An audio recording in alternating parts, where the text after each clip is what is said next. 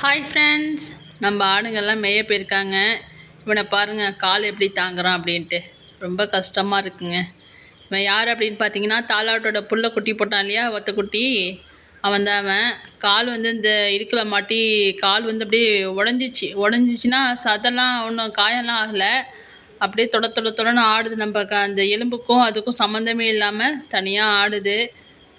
இவனுக்கு வந்து கட்டு போடணும். நம்ம ஏற்கனவே ஒரு ஆட்டுக்கு வந்து இங்கே பாருங்கள், அவனால் படுக்கவும் முடியல, நிற்கவும் முடியல, கத்துறான். கஷ்டமாக இருந்துச்சு எனக்கு. எப்பயுமே குட்டி போட்ட உடனே ஒரு வாரத்துக்கு நான் இந்த கூண்டுக்குள்ளாக தான் வச்சுருப்பேன் இவனுங்களை. கொஞ்சம் பெரிய பிள்ளை ஆனதுக்கப்புறம் தான் அந்தாண்ட தூக்கி விடுவேன். ஏன்னா இது வந்து கொஞ்சம் நெருக்க அடிச்சது. இந்த ரீப்பர் வந்து கொஞ்சம் நெருக்கமாக குட்டிங்களோட கால்லாம் மாட்டிக்காத அளவுக்கு கொஞ்சம் நெருக்கமாக அடித்தது. அதனால் ஒரு வாரம் வரைக்கும் நான் இந்த கூண்டுக்குள்ளே தான் வச்சுருப்பேன். அதுக்கப்புறம் தான் அந்தாண்ட மாற்றுவேன்.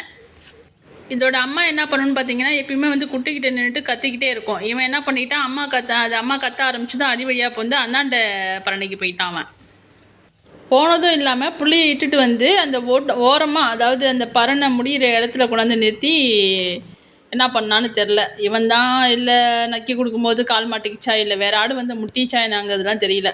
3 கால் வந்து கீழே தொங்குது, ஒத்த கால் வந்து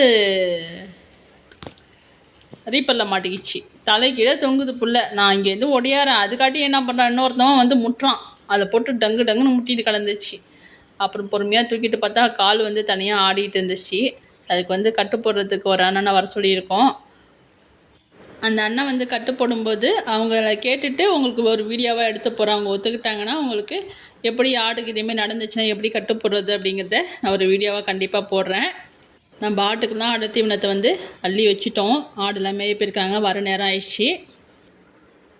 இங்கே பாருங்கள், இந்த இடம் வந்து எதுக்காக கேப் விட்ருக்கோம் அப்படின்னு பார்த்தீங்கன்னா, படிக்கட்டு வந்து இந்த வழியாக வைக்கிறதா தான் நம்ம வந்து கேப் விட்டோம்.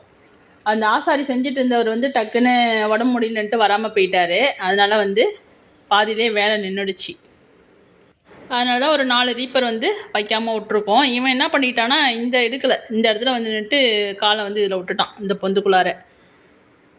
இந்த பக்கம் பார்த்தீங்கன்னா கொஞ்சம் கேப்பு வந்து அதிகமாக விட்ருப்போம். ஏன்னு வச்சிங்கன்னா, ஆடு நிற்கிற இடம் வந்து புழுக்க வந்து கீழே ஊணுங்கிறதுக்காக கேப்பை வந்து கொஞ்சம் அதிகமாக விட்ருப்போம். இந்த ரிப்பர்லலாம் சின்ன குண்டுக்கு ஒரு விதமாக இருக்கும், பெரிய குண்டுக்கு ஒரு விதமாக இருக்கும். அப்படி மாற்றி தான் வந்து ரீப்பர் அடிச்சிருப்போம். இதுக்கு இன்னும் சுருக்கி அடித்தோம்னா புழுக்கையெல்லாம் பார்த்திங்கன்னா மேலேயே தான் இருக்கும். அது நம்ம வந்து கூட்டத்துக்கு முடியாது, கஷ்டமாக இருக்கும். இதெல்லாம் வந்து கீழே விழுந்துடும். அதனால தான் இவ்வளோ கேப் போட்டு அடிக்கிறது. கரெக்டாக நம்ம ஒரு விரல், அதுவும் நடுப்புற அந்த முட்டி வரைக்கும் தான் போவோம், அதுக்கப்புறம் போகாது. அந்தளவுக்கு தான் நம்ம 1 இன்ச் அளவு தான் கேப் போட்டு அடித்தோம். இவன் இந்தாண்ட கூட்டிகிட்டு வந்த தொட்டு தான் அது வந்து மாட்டிக்கிச்சு, இல்லைன்னா ஒன்றா இருக்காது குட்டிக்கு. அடி வழியாக அது வந்து பூந்து வந்துடுச்சு, எப்படி வந்ததுங்கிறது தான் தெரியல. இதில் தான் மாட்டிக்கிட்டு அவன் தலைகீழே தொங்கிட்டு இருக்கான். அப்படியே அண்ணாந்துட்டு கிடக்குறான். வயிறு பக்கம் தான் தெரியுது. நமக்கு ஏற்கனவே நம்ம தாலாட்டு குட்டி போட்டவன் இருக்கா இல்லையா, 4 குட்டி. அந்த 4 குட்டியில் வந்து ஒரு குட்டிக்கு வந்து கால் இதுமாரி தான் அடிபட்டுச்சு. ஆனால் அது பரணையில் மாட்டி அடிப்படலை. நம்ம தழை அறுத்துட்டு வாங்கு வந்து கீழே போட்டு வச்சுருந்துருக்காங்க. அது ஷார்ப்பாக இருந்ததும் அது மேயும் போது ஒரு ஆடு விரட்டவும் அது போய் காலை வந்து இடிச்சிக்கிட்டு கட்டாயிடுச்சு. அப்படியே ஒன்று தோல் மட்டும் தான் ஒட்டிக்கிட்டு இருந்துச்சு, ரத்தமும் எலும்புமாக தெரிஞ்சுது. அதை என்ன பண்ணிக்கிட்டோம், கட்டு போட்டாங்க. அந்த அண்ணன் தான் வந்து கட்டு போட்டாங்க.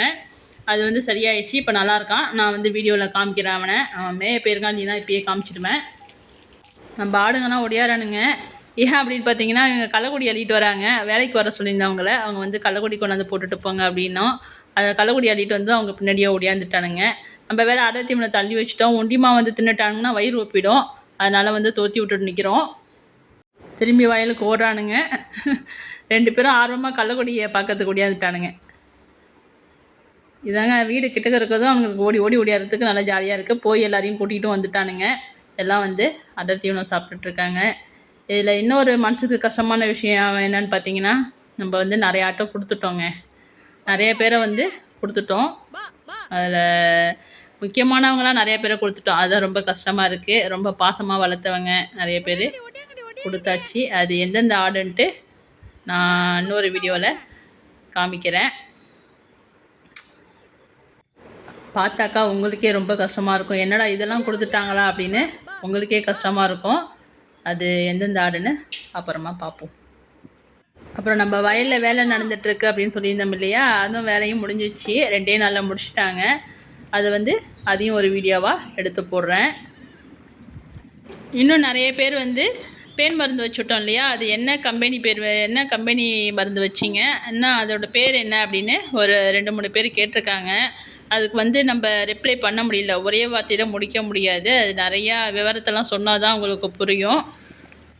இன்னும் நிறைய விஷயத்தை பற்றி வீடியோ போட வேண்டியது இருக்குது. கண்டிப்பாக நான் வந்து வீடியோ போடுறேன். என்னால் டயத்துக்கு மட்டும்தான் போட முடியல. இனிமேல் அதையும் வந்து சரி செய்யணும்னு நினைக்கிறேன். 10 மணினா 10 மணிக்கு நம்ம வீடியோ போடணும் அப்படின்னு ஒரு இதில் இருக்கேன். அதையும் சரி செஞ்சுடுவேன். அப்புறம் நிறைய பேருக்கு கமெண்ட்டுக்கு ரிப்ளை பண்ணல. முன்னாடிலாம் உடனே ரிப்ளை பண்ணுவாங்க, இப்போ ரிப்ளை பண்ணல அப்படின்னு நினைக்காதீங்க. அதுக்கும் நிறைய காரணங்கள் இருக்குது. அதனால தான் நம்மளால் உடனே ரிப்ளை பண்ண முடியல. யாரும் தப்பாக எடுத்துக்காதீங்க. கண்டிப்பாக நான் பொறுமையாக எல்லாருக்குமே ரிப்ளை பண்ணிவிடுவேன். உங்ககிட்ட சொல்ல வேண்டிய விஷயங்கள் நிறைய இருக்குது. அதெல்லாம் கூடிய சீக்கிரம் கண்டிப்பாக சொல்லுவேன். எல்லாருக்கும் ரொம்ப நன்றிப்பா.